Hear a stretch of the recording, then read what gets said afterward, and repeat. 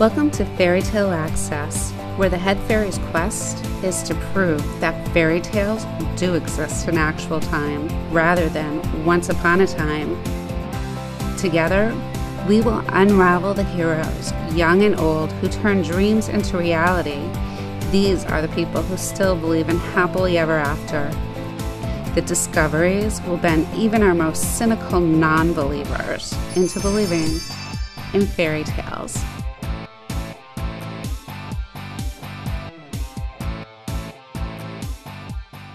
Hi, welcome to Fairy Tale Access. Today, we're going to discover what the collaborative law practice is all about.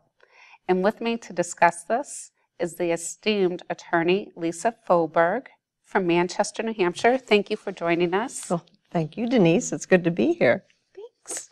So what's your definition of the collaborative divorce? Well, when people get married, they make decisions together to do so. They invite the guests, they bring the families together. When they have a child, they decide to do so together. These are decisions they make as a couple.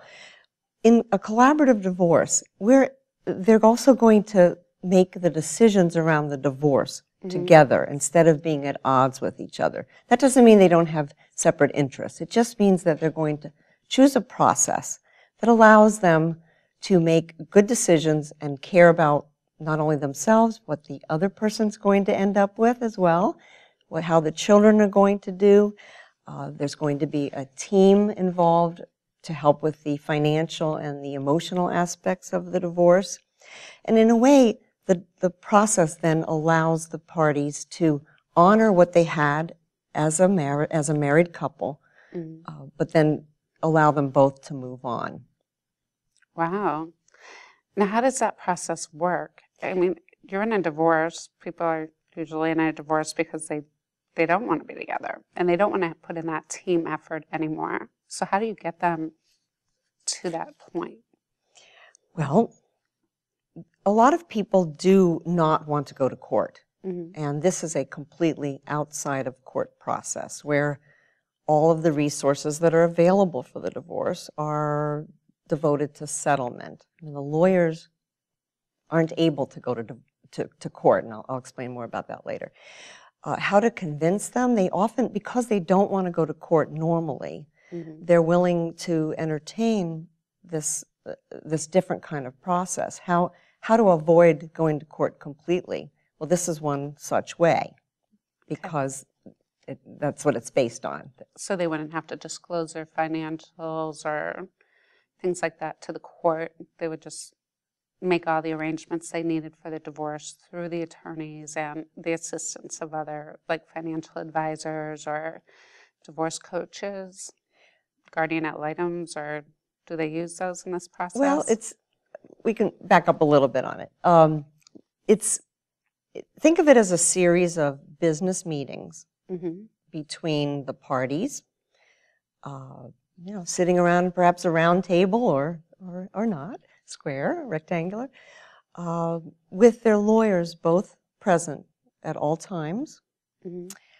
The coach is a mental health practitioner who is brought in at various times to help the parties through the emotional difficulties. The financial neutral is a financial expert who is also brought in at different times to go over budgets and current budgets and to help project what they both might look like if we divide up assets in certain ways. Stuff happens in a group meeting, but it also happens in private with the client and the lawyer. There are regular meetings with the people who are getting divorced and their own attorneys preparing for these meetings. How to get people to sit down at the table is sometimes difficult because, as you said, the marriage is breaking down. There can be bitterness, there can be pain and hurt. And so, again, if both people want to for example, give their children the gift of a good divorce, they might be able to start seeing past their own anger and hurt, or at least be willing to work through that to then have their children do better in the long run. And they may want to be able to able to attend their children's graduation, or the birth of a grandchildren, or something in the future that keeps them focused on a better process. And it keeps them out of court. Yeah, the court piece, at the end of the case, we have documents that then get filed with the court, just like with any divorce that's agreed to. I mean, there are divorces that are fought and the judge decides and an order is provided to the parties after that's all done. But in any agreed to divorce, stipulated divorce, paperwork has to be put together. And so in a collaborative divorce, we have a big package of paper that gets presented, sent to the court, and the court has to approve it. But this whole time, no one has entered the courtroom. No one has done anything but had a series of meetings. So how does it differ from mediation? Well, in mediation, very important decisions can be made without attorneys involved at all. And so in the collaborative dispute resolution process, or collaborative divorce, the parties have a lawyer. Each has a lawyer with him or her every step of the way. And so with mediation, there may be lawyers involved, but there may not be, and there often are not lawyers involved. Okay. So with the collaborative divorce, then if one of the parties was pro se, this isn't something that would work for them? No, both parties must have lawyers in the collaborative divorce. And I also wanted to say about mediation is that when parties are in mediation, they haven't pledged to stay out of court necessarily. They're just trying one method to resolve their disputes. Okay. Especially when lawyers are involved with mediation,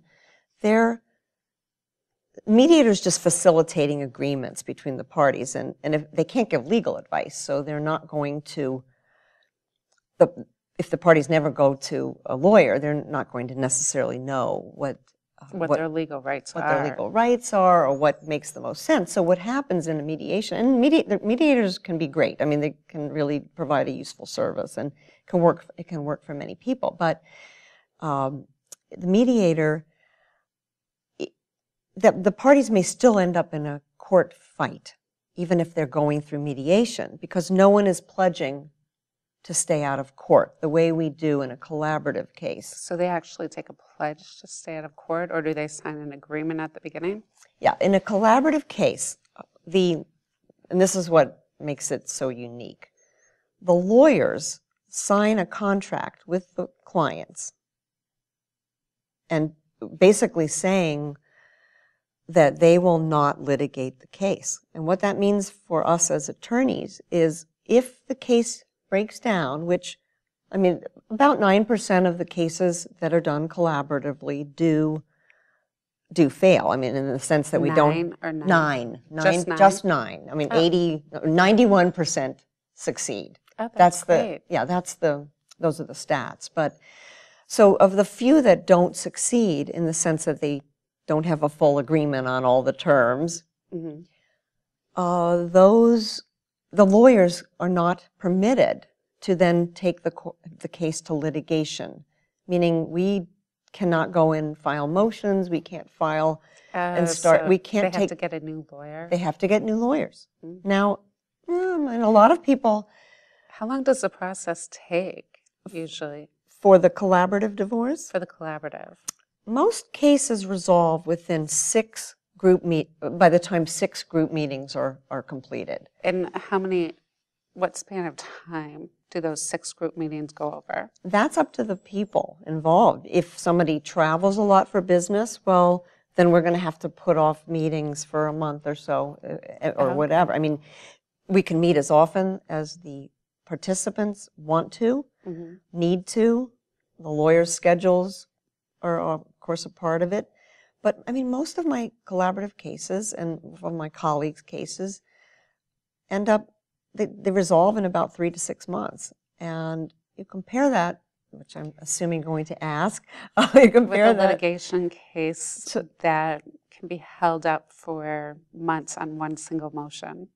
Months on motions, plus with the court system backed up right now, which I'm sure many of your listeners know about it.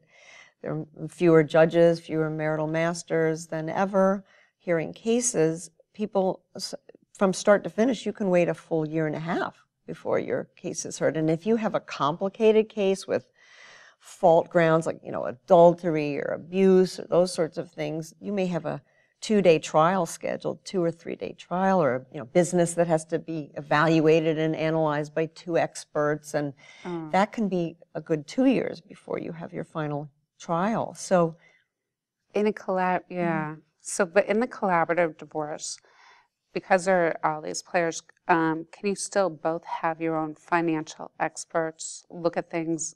Like, I guess when you're selling a house, you both get an evaluation of what the house is worth. And then in a typical divorce, you would go to court and the judge would be like, I picked this one, or I picked something in the middle, when you leave it up to the judge. Are they able to go back and forth like that in the collaborative process? Because, as I started this discussion, both are making as many decisions together as possible.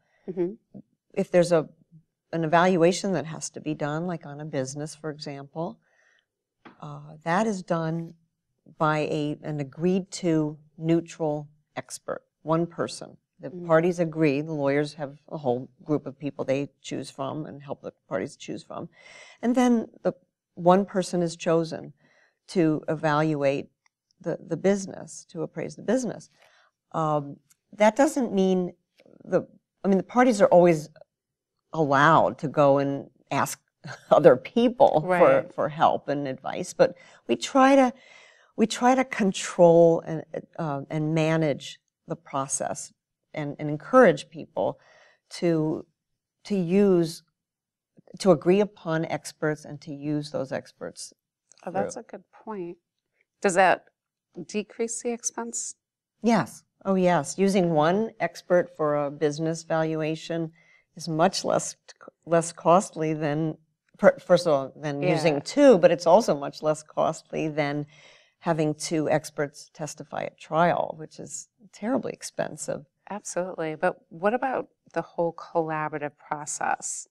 Is it less expensive than hiring lawyers and waiting a year and a half to go through court and dragging in experts and going through a trial? I mean, emotionally, it must be much easier, but expense-wise?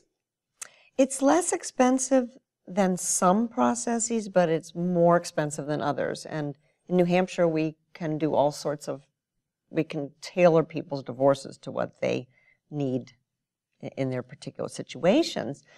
But if you're comparing to a fully litigated divorce where you may have a day or 2 of trial and witnesses and testimony and experts, then I can say without certainty that it's less expensive than that model. Now, it's also less expensive than, it's an interesting process because we have a coach involved. And that's a person who's not doing therapy, it's really about helping the parties just get through the divorce and to be able to move on and deal with communication issues. That person can help the clients minimize the blame and the blame game that can often happen, looking to the past. And so what that does is it makes the divorce less expensive. Because when I've seen it myself in the years I've been doing this work, in non-collaborative cases, and I mean just with people in general, that there are plenty of people who are they're not able to move on, and they will get very stuck in blaming and it goes back and forth, and they want to, they want to continue to fight. And if the coach can help them move forward, it's a much less expensive divorce. So how is that coach different well, actually, two questions. How is the coach different than, say, sending these people to a therapist just to mediate their relationship and help them get along, like family counseling? And does insurance cover the coach? Okay. No, insurance does not cover the coach. Okay. However, when lawyers often, if there is no coach in a case, whether it's collaborative or not, I mean, in a non-collaborative case, there's not going to be a coach. But in a collaborative case, if there is no coach, or in a regular case when there's no one helping the parties with the emotions, the lawyers at our more expensive rate end up doing a lot of counseling. I mean, we're not trained to do it, and because the people are working out all this emotional stuff. Right. So it's actually more expensive for there not to be a coach in a collaborative case, because Are the coaches less per hour than the attorneys? yes, That's they are really less good. per hour, and Are plus, they less per hour than your paralegals that they call? so it depends on the firm, but Mm-hmm. It's money well spent. It's a very efficient use of resources, because it allows it allows the parties to, as I say, move forward, learn some communication skills to get through the divorce, and maybe take into the future as co-parents. And and the people who do this work are trained specially to help people through divorce. I mean, they are part of the team. So do you find that it takes down the amount of calls that you get from your client just about little personal issues? Like, can you believe the way he acted in court? Do people do that? You know, like those Yes. type of questions. Or just getting stuck in the past, or letting the anger get so much in the forefront. But he did this. Right. And it allows people, litigants, who normally would be litigants, but in this case are parties, it allows the spouses to really put their children first, because that's one of the jobs of the coach, to remind parents, and the lawyers do this too, remind parents of their shared values. And even when the children are grown, it's about the grandchildren. It's about being able to attend events together, important events together, not be cringing in the corner or unable to attend. And so everybody's focused on shared values and making them realize that they're still the person with those values, even though things didn't work out between you as a couple. They're sure to, not bring those same issues to the children. right. Which I think is a big misconception in divorce. Just because you don't like the other person, it doesn't mean that they're all of a sudden going to become a bad parent where they weren't one before. That is so important, because it's easy for couples to get caught up in just that dynamic of bashing the other parent, in either directly or subtly. And they forget that the child is part of both parents, and they're essentially hurting the child when they bash the other parent. And so, again, this is a very supportive system where the lawyers are aware of this. The lawyers who are doing the collaborative case are aware of this dynamic. They are on board to keep the parents from doing that. The coach is on board to keep the parents from doing that. And I mean, it does require people to kind of rise to their best selves, but the setting of these meetings helps people do that. So with the collaborative divorce process, it sounds like it protects the best interests of the children while getting the parents to communicate in a more functional manner to move forward as if it was just a business relationship. And bring it, just so you can say hi in public. But what if there's little trust between, like, say my spouse and I? Or if I think they're trying to hide assets. Yes. What if I had all those suspicions? Yeah, Because I know that my, former husband or soon-to-be ex-husband is really a shark. Or, I don't know. But, what if you have those feelings or, and some of them are justified and some of them are true and you only have 3 years to go back and correct it. How can they be assured of getting it done in a collaborative process? Does a financial advisor find these little things? It doesn't work that way. It's the trust issues are some of the reasons that cases don't succeed, and those people should probably get a regular divorce. Yes and no. Here's the thing. Even when you're in court, people will hide things. If they want to do that, mm-hmm. They're capable of hiding assets. I mean, yes, they have to come back. I mean, if someone discovers something after the divorce is final, the case can be reopened, as you alluded to. But if somebody's going to hide things, just being in court doesn't mean that they're not going to try to hide things. So I'm not saying that the collaborative would be right for that particular dynamic, but people tend to think that when there's a judge and a bailiff and jail potential there, the potential of jail, that suddenly makes everybody behave well. Well, it doesn't. So that's true. But it's a good point, because if the trust issues are very, very strong and deep, then this is not the process for people, because people have to act in good faith in this process and disclose everything that's material to the case, every asset, every debt, every piece of information that is important to the case must be disclosed. Okay, so if there were imbalances in the marriage, if there was domestic violence involved or bullying by one party to the other, then that wouldn't be an appropriate, collaborative law would not be an appropriate venue for them. Yeah, it's a question of degree, though. That's where, I mean, there are it's an interesting area of discussion, because there are people who bully in marriages who can actually sit down and rise to a better self, because oftentimes they want to look good in front of other people. And so there's a whole team sitting there, 2 lawyers, there's either a financial neutral and a coach, or there's just the financial neutral, or there's just the coach. And people behave better in that setting. And so they want to be perceived, everyone wants to be perceived as being fair and reasonable in a group setting. It's a lot of this peer pressure. But that doesn't mean when there's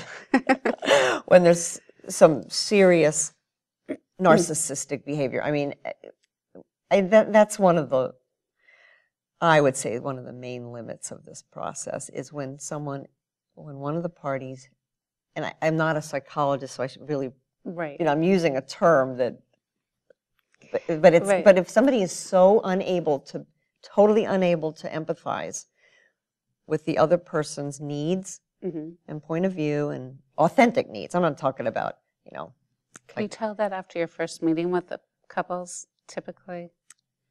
Do you and the other attorney look at each other and go, oh my gosh, this is just never going to work? We have to do our what's called informed consent well before the first meeting. Oh, Denise. Okay. Yeah, that's when the person first comes to the lawyer's office, we question them a lot and make sure, we ask them a lot of important questions to make sure, if they're interested in collaborative law, we make sure that the case is appropriate before we even really start to encourage them at all. And we can't really encourage them. It has to be their decision. But as we discuss it, if they're interested, it looks like a good case for collaborative, we have to make sure that there isn't such an extreme lack of empathy that the other person isn't going to be able to care about what the other person's life looks like after the divorce. And that's that's one of the hallmarks of this process, is they both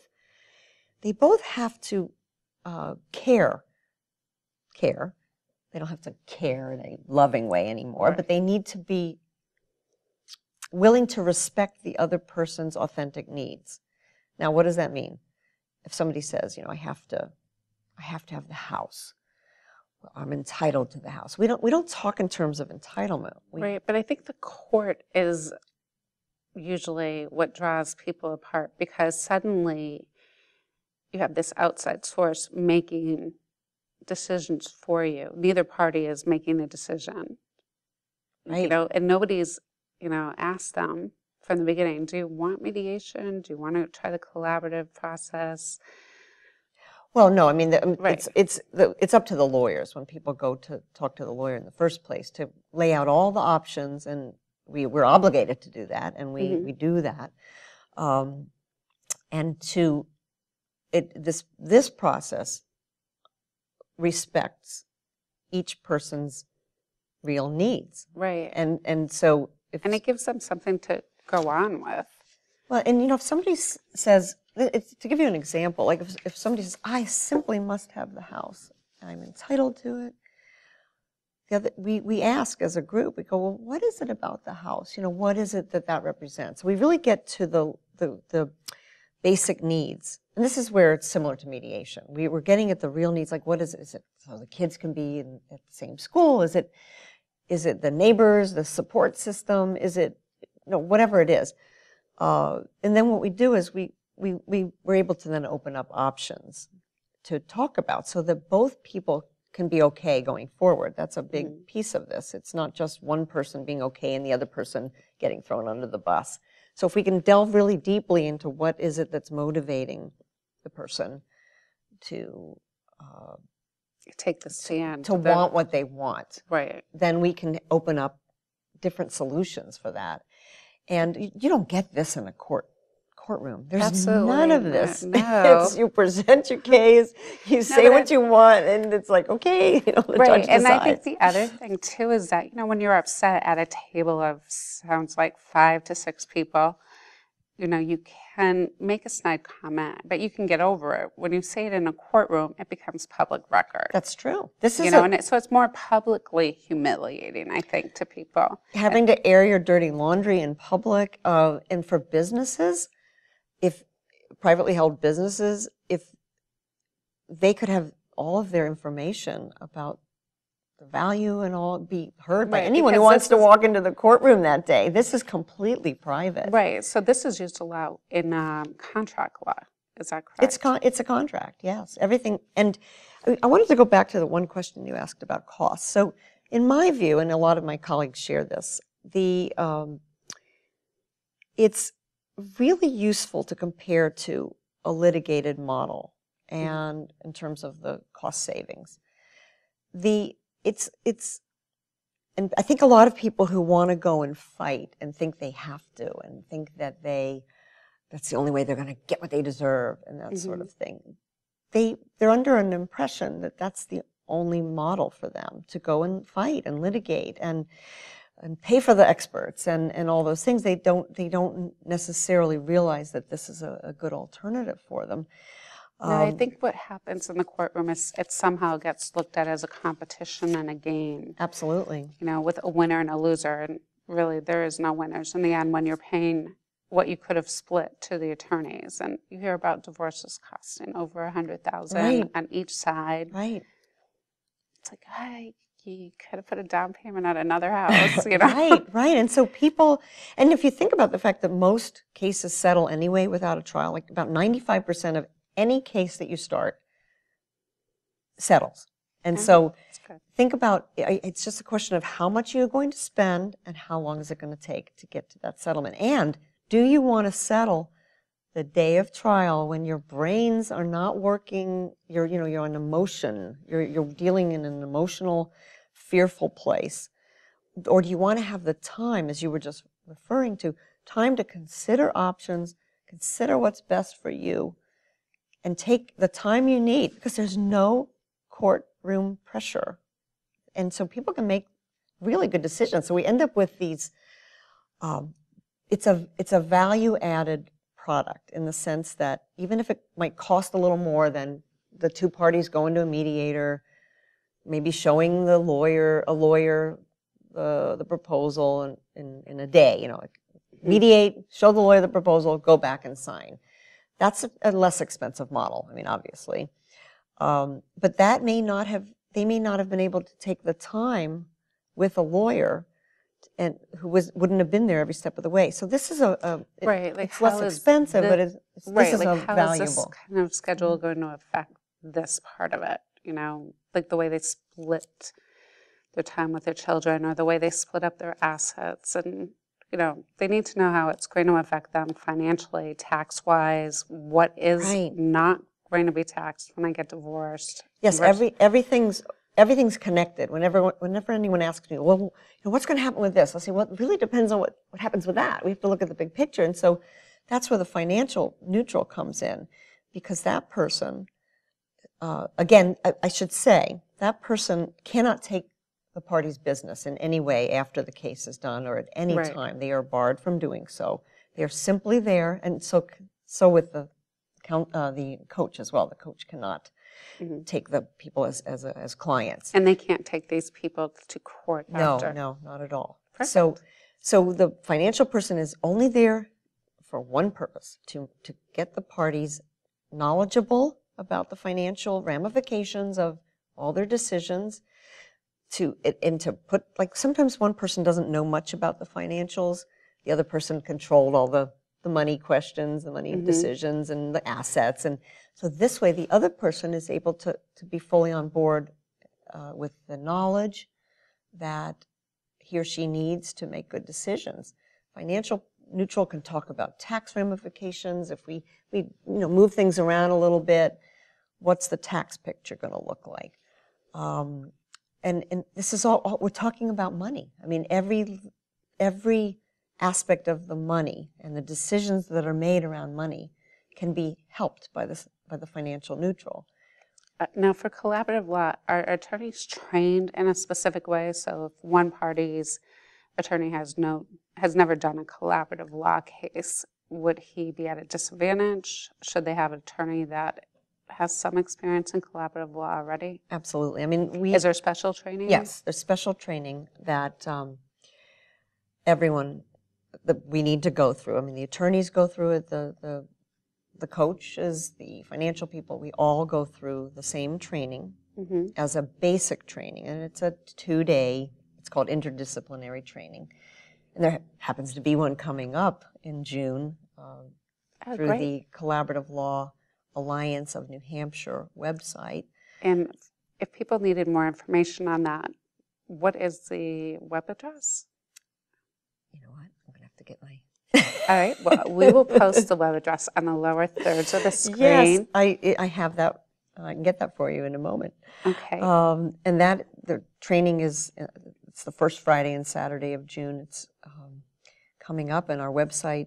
I'm a member of the Collaborative Law Alliance of New Hampshire. I'm the co-chair of that organization, and the training is coming up. So lawyers have to be trained. We're encouraged to take a lot of advanced training as well. Right. Does this count as a continuing legal education course? Yes. Under the New Hampshire Bar? Yep, absolutely. And it also gives them another opportunity to bring in more cases to the firm by taking it, right? Well, what we do is we want people to come into this because they're passionate about a different method of resolving disputes. And those of us in the collaborative community meet regularly in what are called practice groups. We meet once a month. There are 5 practice groups in New Hampshire at this point. Wow. And we might have anywhere from 10 to 12, 15 people at these regular meetings. And we learn from each other. We work on our skills. We network. We solve problems. It's just because we're always learning. And it's a great community because we work well together and we respect each other, and it's been in New Hampshire since 2000. This organization and collaborative law itself has been in New Hampshire since 2000. Wow. Is it covered under statute or? It's not in New Hampshire. Now it is in other states. It's all over the United States. It's all over the world, actually. And in some states there's some model legislation and that New Hampshire, we haven't done that. We don't have it yet in New Hampshire, but it's perfectly recognized under the ethical rules of the state of New Hampshire as an alternative to litigation. And that's where the disqualification clause comes in, and it's so important because the clients have to, if they have to get new lawyers, if the case fails, as I said, they have to get new lawyers. And so the disqualification clause, the parties have to sign a participation agreement, which spells out the limits of this practice in this process. Okay. And that's where it's, I mean, it's like a 12-page document, but it's a very important document that talks about the limits, and so that the parties understand that if the case fails, which it doesn't very often, as I said, they have to go on to new lawyers. Okay. What about your website? It contained a lot of information, so if somebody wanted to get more information, they could also go to your website, right? Which is it under Lisa Foberg? It's www.forberg-law.com. Okay, perfect. And I referenced the Collaborative Law Alliance website, and there's an international organization as well for people to get lots of information. Oh, great. And now, is the training that's coming up in June, is that also open to law students, or do they have to be practicing attorneys? We do open it to paralegals sometimes. I mean, there are people that can be contacted through the Collaborative Law Alliance website to talk about that issue. Okay. We've had some mediators train, even though they're technically not part of the team. Sometimes they can be brought in as well to help with facilitation. So yes, others can, not just lawyers, coaches, and financial people can take the training, absolutely. Okay, and what about people that are filing a joint petition for divorce? So that's the unusual couple that's like, all right, we know what we need. We don't want to disclose anything to the court. We need limited services, almost like bundled services. So technically in New Hampshire, one lawyer can't handle a joint petition for divorce. The parties either have to go in pro se or they both have to have attorneys represent them. Would it be quicker for those people to go through the collaborative process with attorneys like yourself, or if they file the joint petition, are they going to be just dragged through court for a while with their new case managers and everything else? There's so many ways to get divorced in New Hampshire. And so, fortunately, we have unbundled services here. And what that means is people can hire lawyers just to do pieces of the divorce. And your question's a good one. People who don't have the resources to hire two attorneys obviously aren't going to do collaborative, and we talked about that. But what they can do is, when they do a joint petition, I mean, one person can hire a lawyer, the other person can stay pro se, and then once they put together all their paperwork, they just file it with the court, and they don't have, all they have to do if they have children is they have to take the child impact seminar. Right, and do the parenting plan and yes, all the about pieces, 11 documents. Many documents, all those pieces have to be done properly, and then either they can do it without lawyers, I don't recommend that obviously, or one person can hire a lawyer to represent the one party, but then the other person is just responding to different proposals. Then once that big thick package of papers is ready and signed with financial affidavits and all the things that have to be included, it all gets sent to the court with a filing fee. And once that seminar is taken, if you have children, then the court sends the approval. So what if it's a couple that agrees on most things, but there's just several outstanding issues that they're not agreeing on, like who has the children, when, for how long, whatever. Would that be a good case for the collaborative? Like, you know, we talked and we can agree on these things, and I don't need his money to go forward, but I do need this.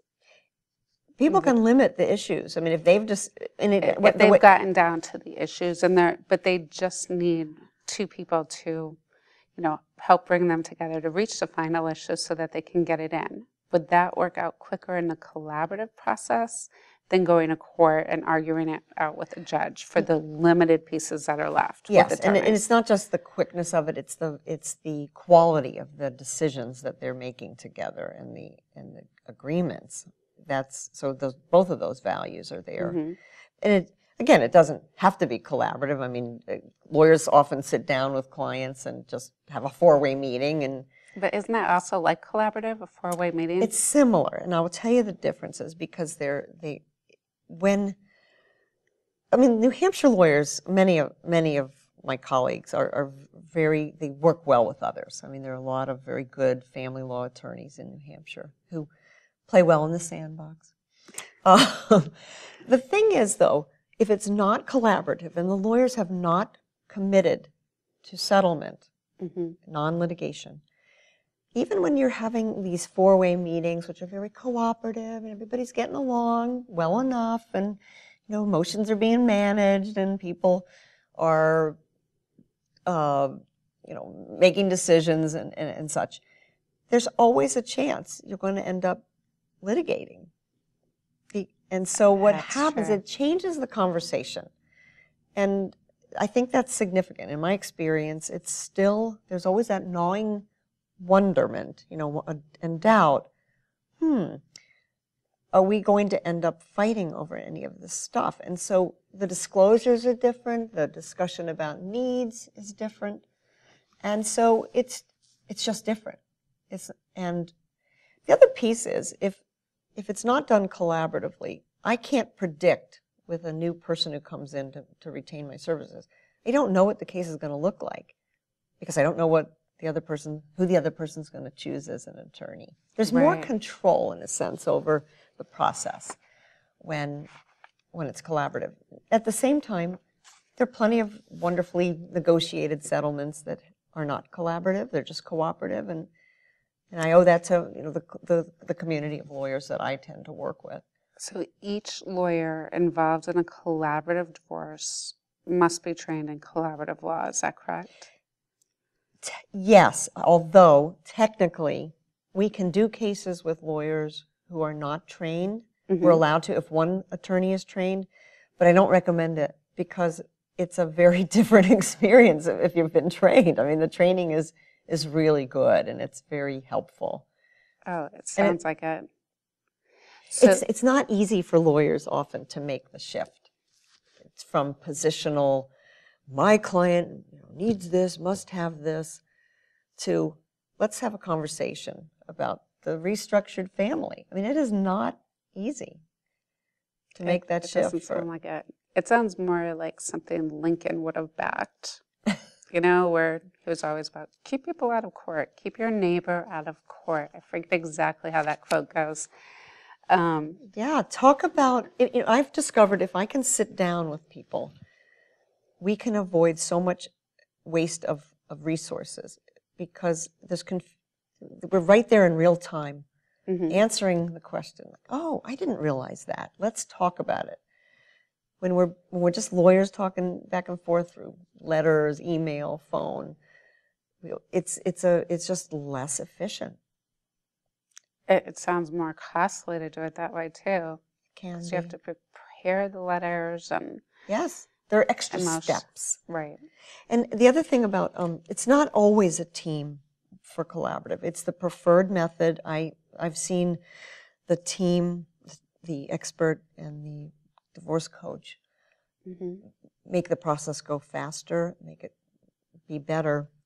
But I've done plenty of cases where there was no team, and I will say, for the most part, the team is really necessary. It's from experience. Most of us feel that way who do this work, but it's not always done with the team. Just so people don't. I don't want people to get scared that, oh my goodness, it's so expensive, all these people. But the reason for those other people is because then the lawyers aren't. But 2 lawyers times 2 times X is cheaper than exactly. It's less expensive than having the financial person do things that he or she is best trained to do. Do you have an average figure at all? We're working on that as our practice groups right now, and we're going to at some point publish on our website the Collaborative Law Alliance of New Hampshire website, the average costs. And I will say that it's more expensive than some methods, where where one person has an attorney, or neither has an attorney, or they both just go to mediation with some lawyerly advice at the end. I mean, that's a less expensive model. There's no getting around it. But it's definitely less expensive than a fight, and it's a better product often than most of those other models. Sounds like it. Well, thank you so much for telling us about it. And if people need more information, they can go to your website, or they could Google the Collaborative Law of New Hampshire. Collaborative Law Alliance it's Collaborative Law Alliance New Hampshire. So it's CLANH.org. Okay. But it's got which, if you allow me, I will give you that information in a Absolutely. moment. But even if they just Google Collaborative Law Alliance New Hampshire, it does come up. Our website does come up immediately. Okay. And their list of practitioners who are trained and part of our organization is on there. The list of lawyers, divorce coaches, financial people by geography, by county, by name. I think there are 80 of us at this point in New Hampshire. It's growing every day, I mean, exponentially. Oh, that's fantastic. And it's a good group of people, and they can get more information on the process. Of course, my website has links and lots of information about collaborative.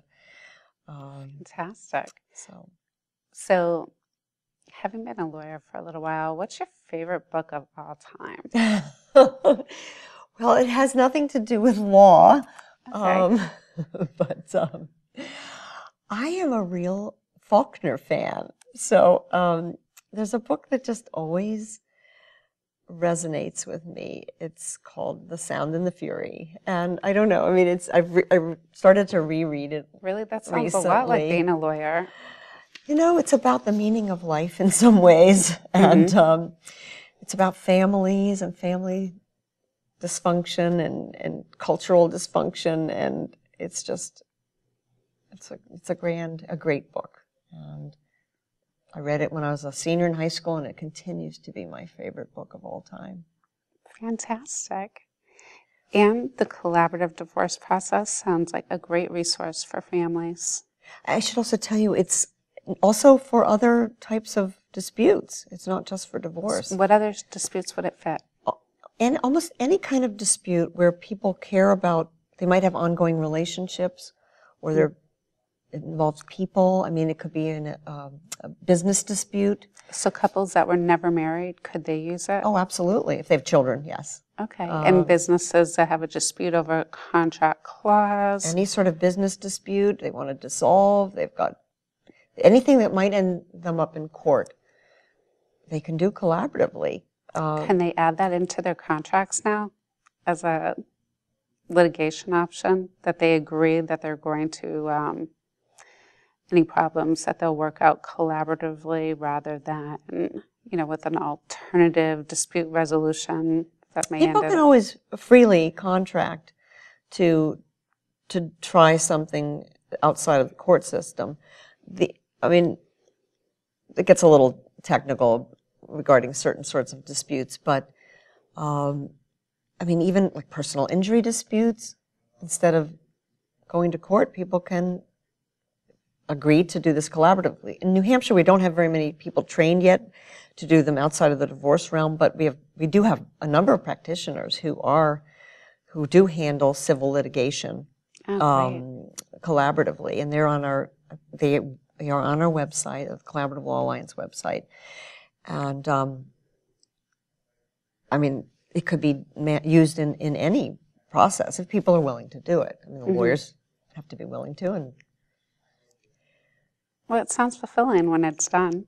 Yeah, I've seen cases, they could have been a mess in a litigated context with domestic violence petitions filed and all sorts of accusations. I've seen people able to move on, work things out, do the best for their children or just for themselves, and move on. That's great. Well, thank you. I hope you'll join us again on another piece of law.